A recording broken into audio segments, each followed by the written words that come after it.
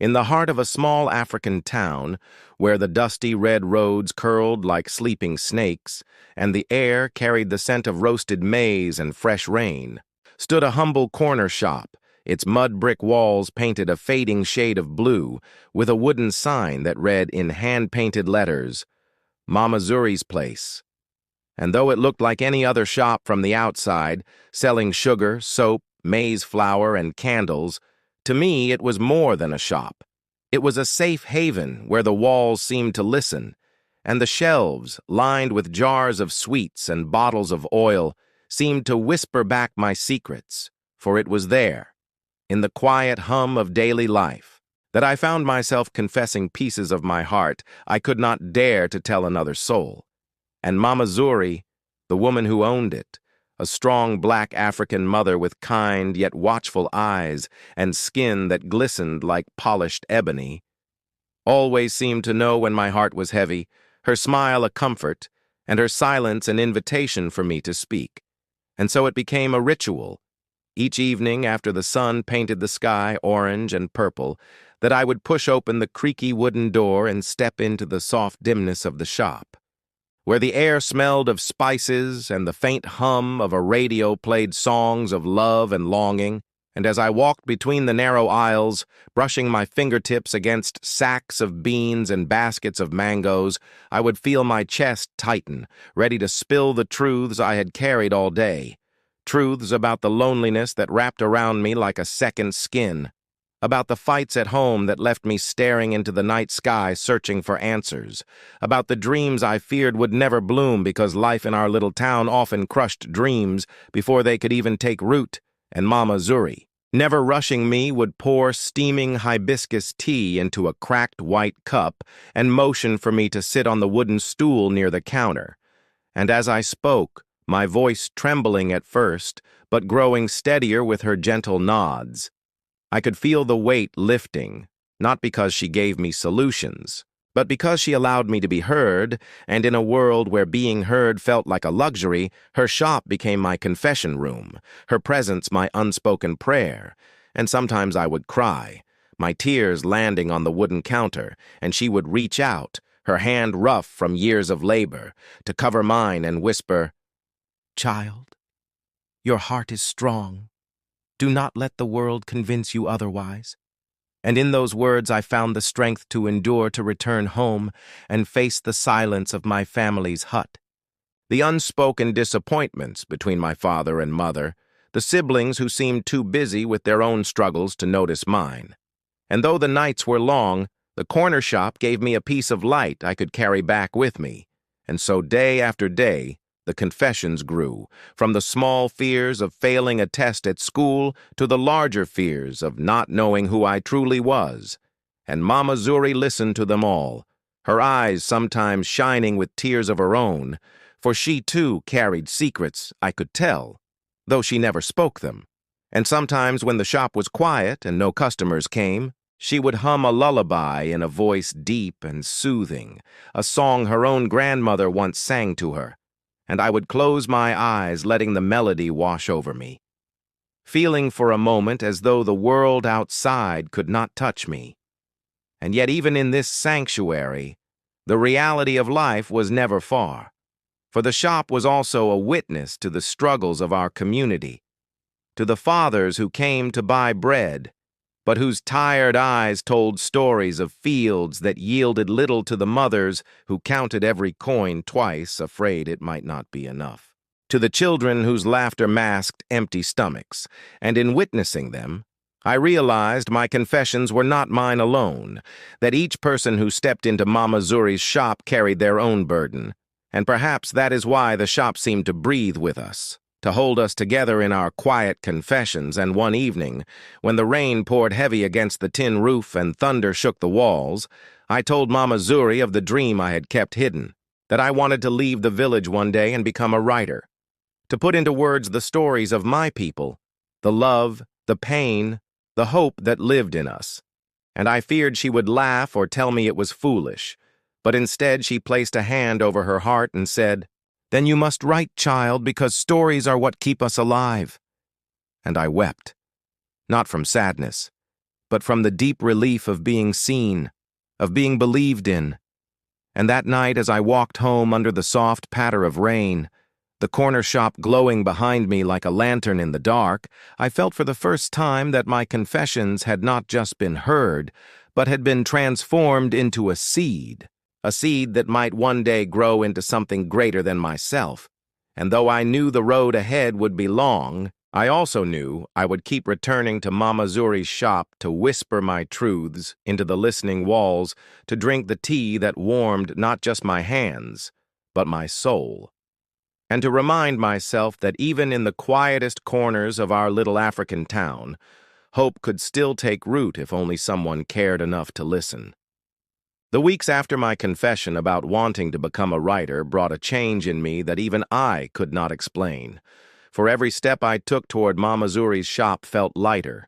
as though the weight I carried had started to dissolve in the quiet sanctuary of her shelves and warm tea. And yet life outside those blue-painted walls did not stop testing me. For at home, my father's voice often grew sharp, like the edge of a machete,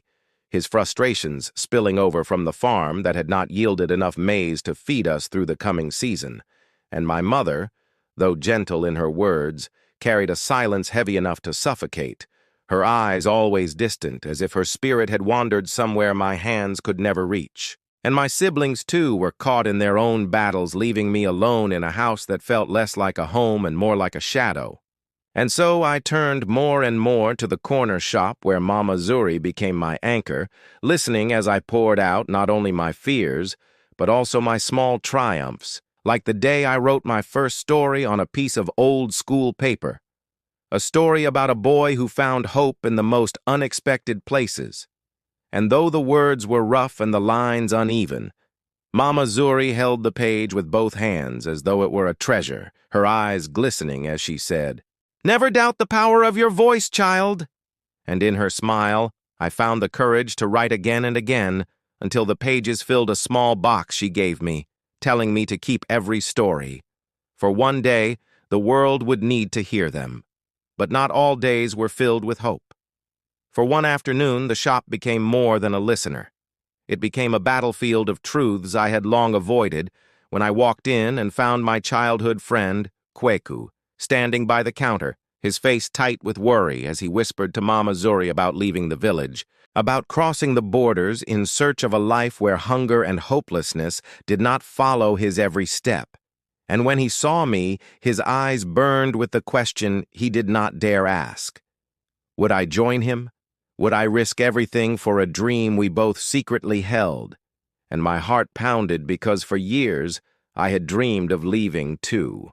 of chasing a future where my words could reach beyond the dusty roads of our small town. But the thought of leaving behind my family, and even Mama Zuri, felt like betraying the very roots that held me. And that night, under the glow of a single kerosene lamp, I confessed to Mama Zuri the storm inside me. And she listened, her hands folded, her face a canvas of strength and sorrow, before she said softly, "Sometimes, child, the journey you fear the most is the one that will save you, but do not forget, the tree that forgets its roots will wither." And her words carved themselves into my heart like truth, etched into stone, and days turned into nights as I wrestled with the choice. Until one evening, when the sun sank behind the hills and painted the shop in hues of gold, Kweku returned, his small bag slung over his shoulder, ready to leave, his eyes pleading for me to walk with him, and I stood frozen, torn between the safety of the known and the promise of the unknown, until Mama Zuri, standing behind the counter, simply nodded at me as if to say the choice was mine alone. And so, with tears threatening to blind me, I told Kweku I could not go, not yet, for my stories were not ready, and though his disappointment stung, he embraced me, whispering that he hoped one day to read my words wherever his journey took him. And then he was gone, a shadow swallowed by the night, and I remained, my heart aching but resolute, knowing that staying behind was not the end but the beginning of my own test, for now it was on me to transform my confessions into stories that could travel where my feet could not. And in the days that followed, I wrote more than ever before, sometimes through the night until the roosters called the dawn. My candle burning low as I scribbled my soul onto page after page. And each morning I carried them to the shop, where Mama Zuri stacked them carefully, reminding me with every word she read that my voice mattered, that the pain, love, and resilience of our people deserved to live beyond our small town. And then came the day I will never forget, when Mama Zuri, her eyes brighter than I had ever seen them, placed a worn leather notebook in my hands, saying it had once belonged to her late husband who had dreamed of writing too, and she told me, "Fill it, child, with your truth, because truth told with love can change the world." And in that moment, I knew my confessions had not just been heard. They had been transformed into purpose. And as I walked home that evening, clutching the notebook against my chest, I looked back at the corner shop glowing softly under the African twilight